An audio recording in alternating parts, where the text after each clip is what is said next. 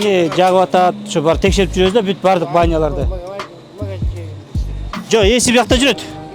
Биякта. Эмне жагасыздар? Көмүр эле жагасыңарбы? Жагасыңарбы? Я. Азыр тигил жактан экологдор эскертишти, айтышты, что сиздер в принципе эч кандай мындай отход таштандылар жакпайт экенсиздер, бирок көмүр жаккан менен фильтр коюлуш керек экен да, фильтр болуш керек экен. Сиздер элге кызмат көрсөтүп, услуга предоставлять этип аткандай, ушундай фильтр сөзсүз болуш керек экен. Эми ошону сиздерге түшүндүрүп, эскертүү кылып атабыз да. Канча болду бул жерде иштеп атканыңыздарга? Баняга 3 жыл. Фильтр коюлганбы? Буга чейин түшүндүрүү иштери болду. Биз андай нерсеге, фильтр деген андай нерсеге түшүнгөн эле эмеспиз. Буга чейин түшүндүрүү иштери болгон эмес.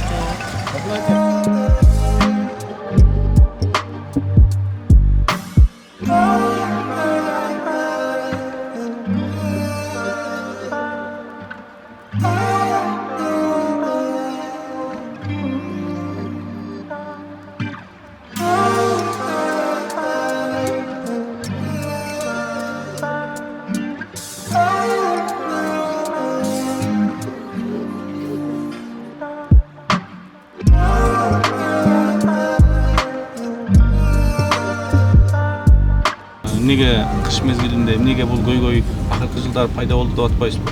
Акыркы 10 жылдан бери өзүбүздүн жанагындай жыл жаңы конуштардын көбөйүп кетиши да. Бишкек шаарын курчап кеттик да. 49 жаңы конуш бар деп атпайсызбы бүгүнкү күндө. Азыр 24төн 27ге чейин жаңы конушта газдаштырылды. Бирок ал газдаштырылгандан кийин деле канчалык адамдар ал газды колдонуп атат деген суроо жаралат да.